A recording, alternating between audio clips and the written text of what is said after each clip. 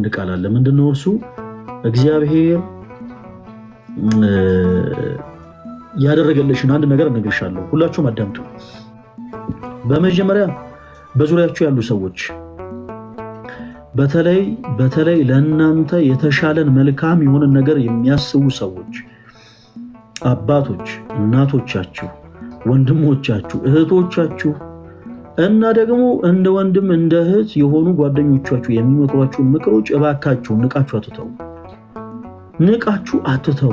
ክርስቲያኖች እባካችሁ አንዳንድ ጊዜ ቆም ብሎ ማሰብ መልካም ነው። በእርግጥ ሰው የመከራቸውን ነገር ሁሉ ባታደርጉ፣ ነገር ግን እገሌ ለምንድን ነው እንደዚህ ያለኝ ብሎ ቆሞ ማሰብ በጣም መልካም።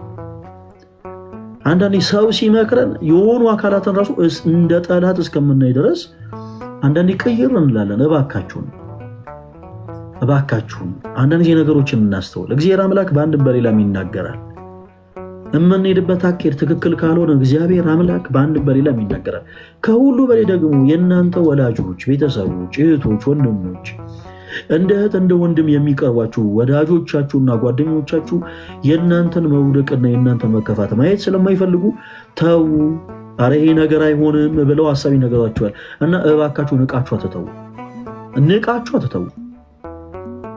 ሲቀጥል ቤትሻውን ያለሽበት አይነት ይሄ የእልህ ስሜት ለምንድን ነው የተፈጠረው? እሱን በደንብ ፊገር አውት እናድርግ። የሆነ መፍትሄ እናበጅለት። ለምንድን ነው የተፈጠረው? ይህን ሰው መግደል እፈልጋለሁ፣ እሱን ገድዬን መሞት የምፈልገው ምናምን። ዋይ ለምን ቤትዬ እንዴ? አንቺ ያንን ሰው ብትገኝ አንደኛ ለምን ካመላከሽ ከእግዚአብሔር ትጣያለሽ? ሌላውን ታዩ። ይሄ ምድራውን የሆነ እስር ቤት ምናምን እሱን እርሻቸው። ለምን ከእግዚአብሔር ጋር ትጣያለሽ እንዴ? እግዚአብሔር አምላክሽን እያመሰገንሽ በንጽህና መኖር ስትቺ የተሻለ ደግሞ ጥፍ የሆነን በረከት ያለውን ህይወት ማግኘት ስትቺ ለምን ከአምላክሽ ከእግዚአብሔር ጋር ትታያለሽ? እንደዚህ አይነት ችግር የሚፈጠረው ለምንድን ነው መሰላችሁ? እህቶች እጅግ በጣም ብዙ ዋጋ የከፈለላችሁለት አንድ ወድ በጣም ያፈቀራችሁት በጣም ከልባችሁ ወደዳችሁት ብዙ ነገር የሆናችሁለት። ያው ሰው ሲያፈቅር መቼም ሲወድ ገደብ አይኖረውም አይደል?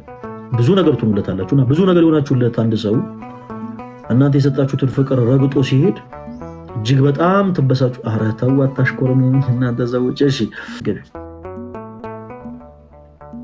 ያንን ሰው በምን ልበቀለው? መግደል ትልቁ ሌቭል ነው። ከዛ ደግሞ ትንሹ ደግሞ ጓደኛ አለ አይደለ? የእሱን ጓደኛ ዴት ማድረግ ምናምን ነገር ያን ሰው ለማበሳጨት። በተመሳሳይ ወንድሜ አንተም በጣም ብዙ ዋጋ የከፈልክላት ብዙ ይሆንክላት ቤተሰቦችን ሁሉ የተውክላት እህት ወንድሞችን ጓደኞችን ሁሉ የተውክላት የሆነች ሴት ድንገት አንተ የሰጣትን ንጹህ ፍቅር ረግጣ ምናምን ስትሄድ በተመሳሳይ ለመጋባት የእሷን ፋሚሊ ሜምበር ዴት ማድረግ ምናምን የእሷን ሴት ጓደኞች ምናምን እንትን ማለት ጋይስ ፕሊዝ እባካችሁ ሰው ነው ሊቆሽሽ ይችላል። እናንተ ራሳችሁን አትቆሽሹ። ቤቲ በደንብ አድርገሽ አዳምጪ። አንቺ ራስሽን አትቆሽሽ። ሰው ብዙ አይነት ነው ባህሪው። እንደመልኩ አዋቂ የሆነ ሰው አለ፣ በጣም ክብር ያለው ለሰው በጣም ሪስፔክት የሚሰጥ አዋቂ የሆነ ጨዋ የሆነ ወንድ አለ። በዛው ልክ ደግሞ ዝርክርክ በጣም ባለይ የሆነ ወንድ አለ። በተመሳሳይ ጨዋ ነገሮችን አስተዋይ የሆነ ሴት አለች። በተመሳሳይ ደግሞ መብላት ጠፋ ተወዳጆች። በተመሳሳይ ደግሞ በዛው ልክ እጅግ በጣም መጥፎ የሆነ ሴት ደግሞ ትኖራለች። ለምንም ነገር ክብር የሌላት ትዳር የሚባለው ነገር በቁም ነገር ማታይ ምናምን እንደዚህ አይነት ሲቹዌሽን ላይ ራሳችሁን አታቀሉ፣ ራሳችሁን አታቆሽሹ። ቤትሻን ጊዜ ማይክሽን ክፈችው እና እኔ አሁን ምልሽን ነገር ትይዋለሽ። እሺ ማይክሽን ክፈችው እና አሁን እኔ ምልሽን ነገር በደንብ ትይዋለሽ። ኦኬ ያቺ ሴት ባሌን ሳይሆን የቀማችኝ ችግሬን ነው የወሰደችልኝ። እስኪ በደንብ በይው ራስሽ። ያቺ ሴት ባሌን ሳይሆን የቀማችኝ ችግሬን ነው የወሰደችው።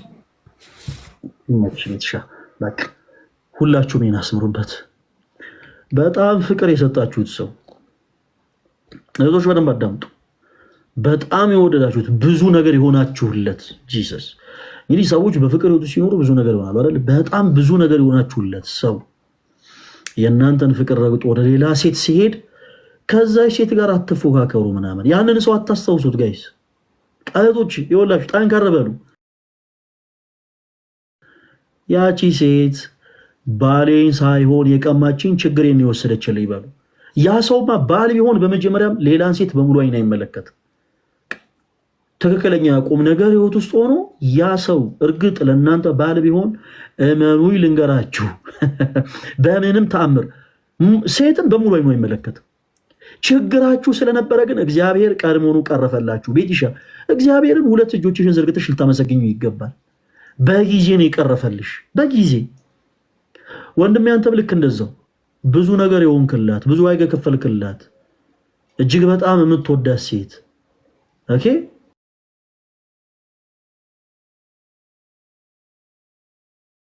በምንም ታምር እግዚአብሔር ችግርህን የቀረፈልህ ይበል። እጆችን ዘርግተህ በደንብ አድርጋ መስግን። ያ ሰው ሚስቴን ሳይሆን የቀማኝ ችግሬን ነው የወሰደልኝ ይበል። አረ ፕሊስ እንዴ በደንብ አሷ አይሆኑ እንጂ። እና ደግሞ እንደ ሎጥ ሚስት ወደ ኋላ አትመለከቱ። ኦኬ የሎጥ ሚስት አስታውሷታላችሁ አይደል? ሰዶምና ጎሞራን እግዚአብሔር ሲያጠፋ ወደ ኋላ ዞር ብለው እንዳይመለከቱ አስጠንቅቋቸው ነበር። የሎጥ ሚስት ወደ ኋላ ዞር ብላ ስለተመለከተች የጨዋ ሐውልት ሆና ቀረች። ብዙ የጨዋ ሐውልት ሆነን የቀረን ሰዎች አለን። እህቶች